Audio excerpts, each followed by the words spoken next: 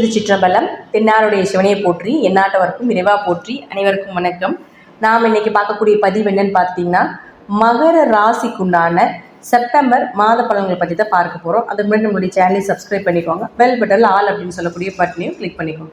இப்போ மகர ராசியை பொறுத்த வரைக்கும் பார்த்துட்டிங்கன்னா, 7.5 சனி முடிவில் இருந்தாலும் கூட குரு பார்வை இருக்கும் பொழுது பிரச்சனை வந்தாலும் மருந்து சனி பகவான் கொடுப்பது யாரால தடுக்க முடியாது, நல்லதோ கெட்டதோ. குரு பார்வை இருக்கும்போது ஒரு பெரிய அடியாப்படுதா, ஒரு நல்ல மருத்துவர் கொடுப்பார், ஏதாவது ஒரு அந்த மருத்துவ செலவுக்கு ஒரு பணத்தை கொடுப்பார், அவ்வளோதானே தவிர மற்றபடி கொடுப்பதே அவர் கொடுப்பார், பின்னாடி அவர் ஒரு சந்தோஷத்தை கொடுப்பார், அவ்வளோதான். இப்போது அப்படி பார்க்கும் பொழுது இந்த மகர ராசிக்கு குரு பார்வை இருக்கும் பொழுது நீங்கள் எதை செய்தாலும் ஒரு நல்ல காரியம் இறை வழிபாடு மூலமாக செய்யும் பொழுது ஒரு ஜெயமான ஒரு வாழ்க்கை அப்படின்னு நிச்சயமாக கிடைக்கும். மகர ராசியை பொறுத்த வரைக்கும் பார்த்தீங்கன்னா, உங்களுடைய 4 மற்றும் 11ஆம் அதிபதினு சொல்லக்கூடிய செவ்வாய் 6ஆம் வீட்டில் போய் மறைகிறார். அப்போ 4 குடையவர் 6இல் மறைந்தால் உடம்பு ஆரோக்கியத்தில் கொஞ்சம் கவனமாக இருங்க. புதியதாக வண்டி வாகன யோகங்கள் இப்போ எதுவும் வாங்க வேண்டாம். அதே போல் 4ஆம் இடம் அப்படிங்கிறது உங்களுடைய தாய் ஸ்தானத்தை சொல்கிறதுனால அவங்க 6ஆம் இடம்னு சொல்லக்கூடிய நோய் ஸ்தானத்தில் போய் இருக்கும் பொழுது கண்டிப்பாக தாய்க்கு ஏதாவது ஒரு நோய் நொடிகள் வர்றது, மருத்துவ செலவுகள் செய்ய வேண்டிய ஒரு சூழ்நிலைகள் இதெல்லாமே ஏற்படுத்தி கொடுக்கும். 4, 6 காம்பினேஷன் கொஞ்சம் மனசை தெளிவாக வச்சுக்கணும். நிறைய மனக்குழப்பங்கள் வரும். செவ்வாய் இங்கே இருக்கிற வரைக்கும் ஒரு சண்டையோ சச்சரவுகளோ மனக்குழப்பங்களோ நிச்சயமாக ஏற்படுத்தி கொடுப்பார். அதில் கொஞ்சம் கவனமாக இருக்கணும். அப்போ அவரே உங்களுக்கு 11ஆம் அதிபதியாக 6ல் போய் மறையும் பொழுது லாபத்தை பெருசாக எதிர்பார்க்காதீங்க. ஏன்னா 11ங்கிறது ஆசைகள், பெரிய லாபம், நிறைவேறாத ஆசைகள் எல்லாமே 11 தான்.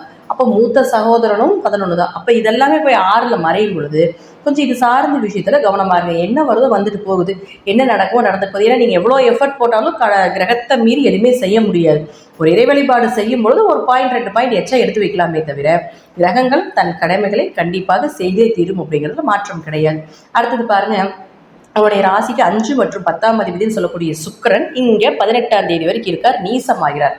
பொதுவாக சுக்கிரன் நீசம் அது யார்? உங்களுக்கு 5ஆம் அதிபதி. 5 யார்? உங்கள் குடும்ப ஒற்றுமை, உங்களுடைய குழந்தைகள், உங்களுடைய அதிர்ஷ்டங்கள், உங்களுடைய குலதெய்வம், இதெல்லாமே 5ஆம் இடம் தான். அப்போ அந்த 5ஆம் இடத்தை அதிபதி நீசம் ஆகும் பொழுது குழந்தைகள் சார்ந்த விஷயத்தில் கொஞ்சம் கவனமாக இருங்க. குடும்பத்துக்குள்ளே தேவையில்லாத பிரச்சனைகள், வம்பு வழக்குகள். ஏன்னா 2ல் சனி உட்காந்துருக்காரு. உங்கள் ராசிக்கு 2ல் சனி இருக்கும்போது பேச்சால் பிரச்சனைகள், அப்போ குடும்பத்தில் தேவையில்லாத பேச்சுக்கள் பேசி பிரச்சனைகள் வர்றது இதெல்லாமே ஏற்படுத்தி கொடுக்கும். அப்போது அடுத்தது பாருங்கள், அவரே உங்களுக்கு 10ஆம் அதிபதியும் ஆகிறதுனால தொழிலையும் கொஞ்சம் டல்லாக தான் இருக்கும். எது வரைக்கும் அப்படின்னா ஒரு 18ஆம் தேதி வரைக்கும். 18ஆம் தேதிக்கு மேலே இந்த சுக்கிரன் அப்படின்னு சொல்லக்கூடிய தன்னுடைய சொந்த வீடாக இருக்கக்கூடிய துலா வீட்டில் ஆட்சி பலம் பெற்று மூல திரிகோணம் பெறும் பொழுது நிச்சயமாக தொழில் தடை ஆகலும்.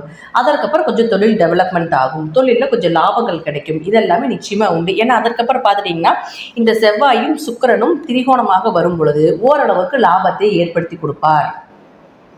அதே போல் இந்த சுக்கிரன் வந்ததுக்கு அப்புறம் தான் உங்களுடைய புதிய முயற்சிகள், தொழில் ரீதியாக ஒரு கிளை விட்டு கிளை மாறுறது, புதிய ஆர்டர் எடுக்கிறது, இதெல்லாமே நீங்கள் பண்ணுற மாதிரி இருந்ததுன்னா இந்த 18ஆம் தேதிக்கு மேலே பண்ணும்பொழுது சக்ஸஸ் கிடைக்கும். அடுத்தது பாருங்கள், உங்களுடைய ராசிக்கு 6 மற்றும் 9ஆம் அதிபதினு சொல்லக்கூடிய புதன். இந்த புதன் இப்போ 23ஆம் தேதி வரைக்கும் பாருங்கள் உங்களுடைய ராசியிலிருந்து 8ஆம் வீட்டில் இருக்கார். பொதுவாக 6ஆம் அதிபதி 8ஆம் வீட்டில் இருந்தால் நோய்க்கு கொஞ்சம் செலவு பண்ணணும், வேலைக்கு எங்காவது அலைஞ்சிட்டு இருந்தீங்கன்னா அதில் தேவையில்லாத ஒரு செலவுகளை செய்ய வேண்டிய ஒரு சூழ்நிலைகள் வரும். 6னா கடன் வாங்க வேண்டிய ஒரு அமைப்பு, இதெல்லாமே ஏற்படுத்தி கொடுத்து விடுவார்.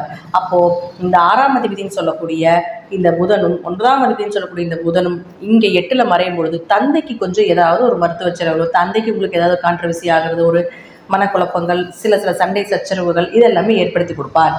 அதே போல் 9ஆம் இடங்கிறது உயர்கல்வி சொல்கிறதுனால உயர்கல்வி கொஞ்சம் தடை தாமதத்துக்கு அப்புறம் நடக்கும், அல்ல அது சார்ந்த விஷயங்கள் உங்களுக்கு கொஞ்சம் தடைபட்டு போகலாம் அப்படிங்கிறதையும் ஏற்படுத்தி கொடுக்கும். அடுத்தது சூரியன். இந்த சூரியன் அப்படின்னு சொல்லக்கூடியவர் 16ஆம் தேதி வரைக்கும் இங்கே தான் இருக்கார். 8 குடையவர் 8ல் ஆயுள் பலம் தீர்க்கும், கண்டங்கள் கொஞ்சம் குறைவு, திடீர் அதிர்ஷ்டங்கள், திடீர் வருமானங்கள் இதெல்லாமே இந்த சூரியன் கொடுப்பார் 16ஆம் தேதிக்கு வரைக்கும். அடுத்து அந்த 16ஆம் தேதிக்கு மேலே 9ஆம் வீட்டில் போய் கேது கூட சேரும் பொழுது கொஞ்சம் இந்த மகர ராசிக்கு இந்த மாதம் பார்க்கும் பொழுது தாய் தந்தையினுடைய ஆரோக்கியத்தில் கொஞ்சம் கவனமாக இருங்க.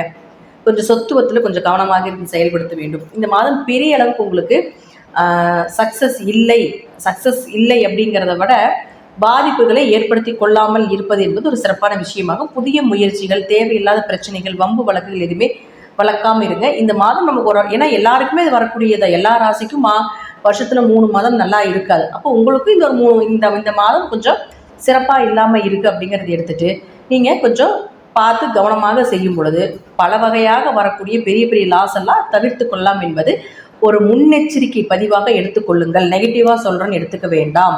முன்னெச்சரிக்கையாக சொல்கிறேன், முன்னெச்சரிக்கையாக உங்களை வழி நடத்துகிறேன் அப்படிங்கிறத மட்டும் நீங்கள் எடுத்துக்கொள்ளணும். அப்போ சூரியன் நீங்கள் வரும்பொழுது சூரியன் கேது சேர்க்கை சேரும்.